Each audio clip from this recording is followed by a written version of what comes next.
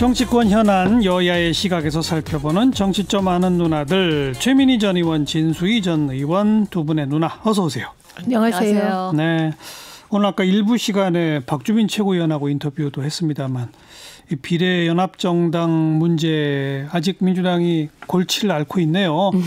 어제 최고위원회의 또 오늘 최고위원회의 전당원 투표로 간다 했다가 또 의원총회 거쳐보기로 하고 그런 거죠. 고민이 깊죠, 솔직히. 고민이 깊죠. 깊고 그 민주당 입장에서는 민주당이 독자적으로 비례민주당을 만들고 그리고 민주당은 비례를 공천하지 않는 방식은 택할 수가 없어요. 예, 그렇기 때문에 고민이 깊은 거고 그런데 그 시점에 비례개혁 정당 쪽에서 그 녹색당과 시민사회가 합쳐져서 이게 비례개혁 연합정당을 만들어서 의석수를 개혁 진영에 좀 늘려보자 이런 제안을 하니 그러니까요. 민주당으로서는 고민을 할 수밖에 없죠. 예, 그런데 내부에서 비판이 나왔습니다. 특히 서른 의원이나 공개적으로 비판했더라고요. 김혜영 의원 같은 분들은 이제 그것도 공개적 비판이 원칙 때문에 그런 게 아니고요. 중도층의 표가 이탈해서 수도권에서 지역구가 어려워질 수 있다. 이런 논리로 지금 반대하고 있는 것입니다. 그래서 두 명의 최고위원이 반대하니 그럼 의원총회를 거쳐서 그 전당원 투표에 갈지 안 갈지 다시 한번 의논해 보자 이런 겁니다. 네. 그래서 분위기가 어때요? 의원총회로 가면 하자는 쪽이 많은 거예요? 전당원 투표로 가면? 그건 모르겠습니다. 모르겠어요? 전당원 투표의 경우는 하자는 쪽이 훨씬 많은 걸로 알고 있습니다. 전당원 투표에서는? 예, 그런데 오히려 의원들은 이제 정치공학적인 판단을 해야 되니까 어떨지 모르겠는데 당원들이 보기에는 지금 이 상황이 속담에 죽 써서 누구 준다 이런 꼴이다라고 반발하는 여론이 당원이나 지지자들은 훨씬 많은 게 사실입니다. 그 하승수 대표랑도 저희가 인터뷰하면서 그런 표현이 나왔어요. 죽 써서 뭐 이런 표현이. 죽 써서 뭐 준다. 진수희 전 의원. 민주당의 이 고민 이해가 되죠, 솔직히? 이해가 안 되죠. 이런 얘기가 나오지 말았어야 되는 것 같아요. 그래요? 왜냐하면 그 자유한국당이죠. 거기서 미래한국당을 만들었을 때 제 기억으로는 온갖 진짜 그 이 세상에 험한 말이라는 험한 말은 다 동원해서 비난을 했잖아요. 그래놓고 막 이런 상황이 되니까 저는 그 이해가 안 되죠. 안 되는 데다가 보면 지금 보시면 내부에 김혜영 의원, 조홍천 의원, 뭐 서른 의원 이런 분들이 반대하시는 걸로 일단 알고 있는데 김혜영 의원이나 조홍천 의원은 명분이 없기 때문에 반대하시는 거 같아요. 그런데 서른 의원님 반대하시는 건 이게 명분 문제가 아니고 이것도 굉장히 현실적인 자기 지역구 선거에 영향을 미친다. 그 그거죠. 이유로 반대를 하는 것 같아서 그것도 좀 듣기에 좀 굉장히 좀 민망했어요. 그런데 그나마 미래한국당은 이제 그 자유한국당이죠.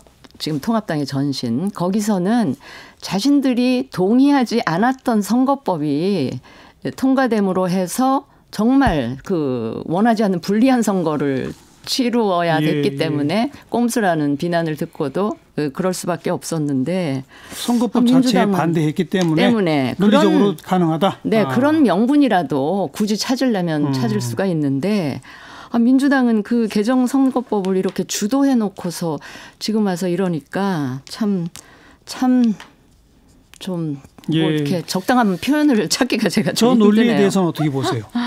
저는 틀린 논리라고 생각합니다. 왜냐하면 미래한국당은 완전 비례 전문 자매 정당인데 이거를 뭐 연동형 비례대표제 법안에 허를 찔렀다고 하는데 이건 권순일 위원장이 선관위에서 잘못 결정한 것이죠. 정당을 받아주지 말았어야 되는 사실은 거다? 이런 자매 정당이라는 게 웃기는 거 맞지 않습니까?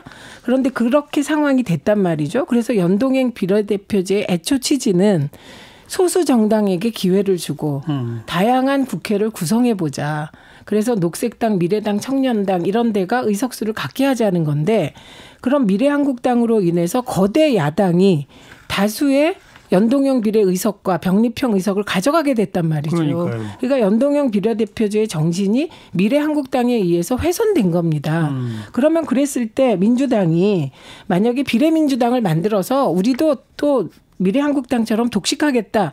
그러면 저런 비판이 맞는데. 똑같은 방식이면 비판이 맞는데. 네. 그런데 지금 이건 외부에서 제안이 온 거다. 외부에서 제안이 왔을 뿐만 아니라 민주당은 애초에 병립형에서 받을 수 있는 7석 정도로 추정되는 그 이상은 욕심내지 않을 뿐만 아니라 비례연합정당이 생기면 후순위를 받아서 앞에 소위 그 소수정당, 정의당을 포함해 다 배치하겠다. 이런 입장이기 때문에 연동형 비례대표제를 애초 추진했던 민주당은 사실 비례대표 한 15석을 포기하고 희생한 건데 지금도 희생하겠다. 그런데 그 민주당이 포기한 15석이 어디로 가느냐의 문제다. 그걸 미래한국당으로 가게는 안 된다. 네, 그런 입장인 것이죠. 그래서 저는 똑같이 보면 아닐 것 같고 다만 저는 선거법 막판 협상할 때 자매정당 출연을 못하게 하는 조항을 넣어야 한다고 생각하는 입장이었어요. 넣었어야 한다 그때. 네, 그리고 건의도 했습니다. 그런데 그거를 왜 안 넣었는지는 지금도 저는 알 길이 없습니다. 이 논리에 대해서 근데 좀 답답한 게요. 포기나 희생을 하려고 마음을 먹었으면 끝까지 해야죠. 그 자신들이 포기하고 희생하는 게 다른 꼭 그 자신들이 원하는 방향으로 가야 된다. 일단 저건 또 굉장히 억지 논리 같고요. 연동형 비례 정신이 훼손되는 지경에 이르렀기 때문에 할 수 없이 뭐 이런. 근데 그게 연동형 비례 정신이 훼손됐기 때문에 저는 이런 일들이 지금 벌어지는 게 아니고 대놓고 그렇게 얘기하잖아요. 그 마포 어느 식당에서 왜 민주당의 5명의 친문들이 모여서 막 했던 얘기가 그냥 막 지상에 완전히 중계되다시피 했는데 일당이 그 안 될 수도 있다는 그런 위기. 그다음에 무슨 대통령 그 이후에 나오는 얘기는 뭐 대통령이 탄핵될지도 모르기 때문에 뭐 이런 얘기가 나오는 걸 보면 연동형 비례 정신이 훼손되기 때문에 굳이 그러는 거 같지도 않아요. 그리고 대통령 탄핵을 이야기하는데 대통령 탄핵은 국회에서 3분의 2가 찬성을 해야 돼요. 지금 국회 내에 어느 당이 아무리 연합을 한다 그래도 3분의 2 의석을 만들어낼 수는 없잖아요. 그런데 막 대통령 탄핵을 얘기하면서 또 일당을 놓치면 안 되니까 이러면서 막 그걸 어떻게든 정당화 시키려고 하는데 제가 보니까 되게 궁색하고 좀 진짜 보기에 좀 민망해요. 아니 근데 탄핵을 공식적으로 아주 권위 있게 얘기한 분은 심재철 대표시죠. 심재철 대표가 총선에서 이기면 문재인 탄핵하겠다 이렇게 얘기하지 않았습니까? 아 그거는 거기 얘기고 탄핵을 추진하겠다 하지 않았습니까? 그 경우에 대비해서 우리가 일당을 뺏기면 안 된다 막 이렇게 나오니까. 그게 맞는 말이죠. 탄핵되지 않기 위해서 문재인 대통령이 성공하게 하고 문재인 정부를 지키는 건 여당으로선 당연한 거 아닙니까?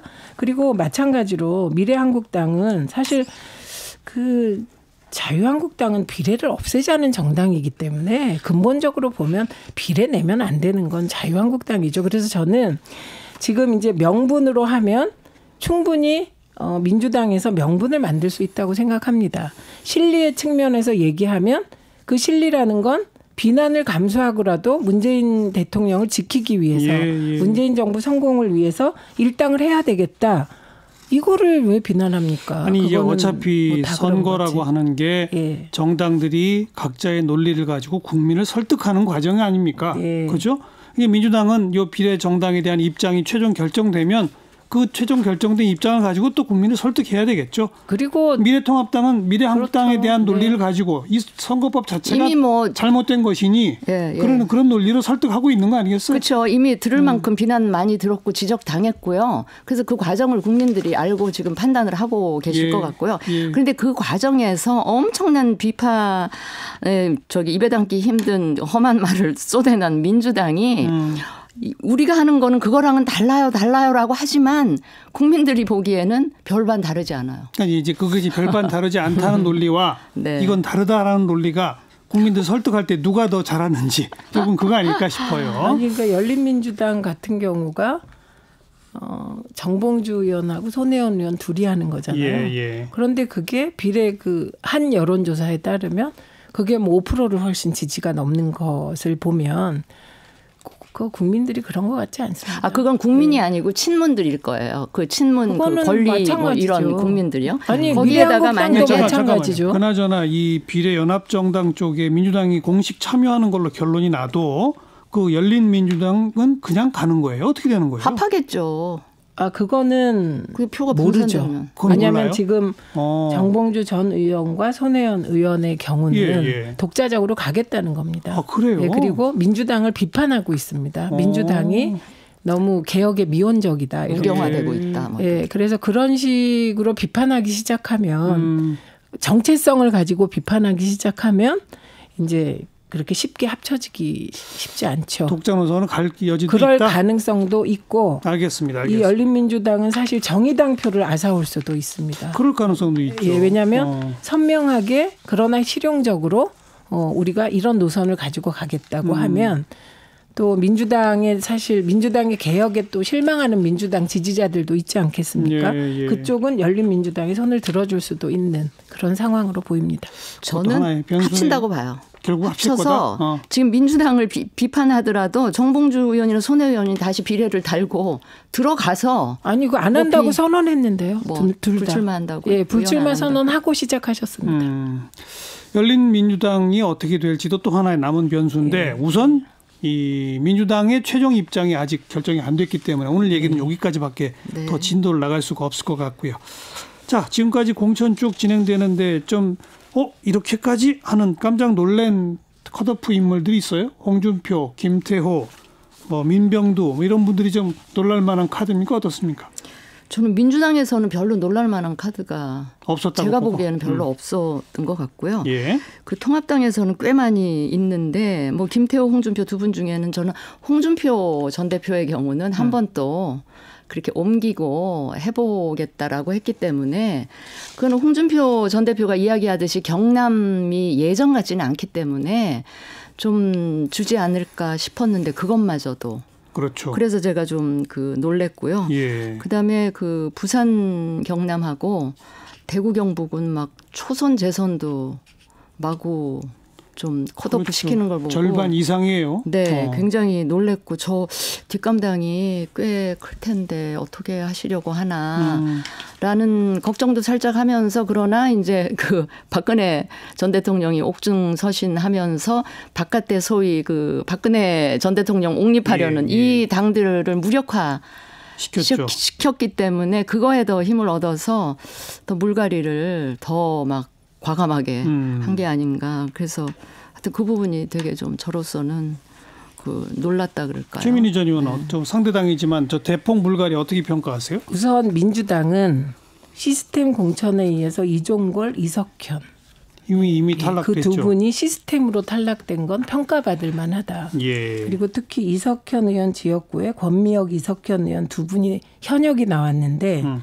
무명의 민병덕 변호사가 이긴 것은 저는 어쩌면 거기가 가장 파란이었다고 생각하는데 민병덕 변호사가 너무 중앙의 인물로 안 알려지다 보니 그렇게 안 알려진 것 같습니다. 이 부분이. 그래서 그 시스템에 의한 결과로는 그 두 곳이 가장 인상적이었다.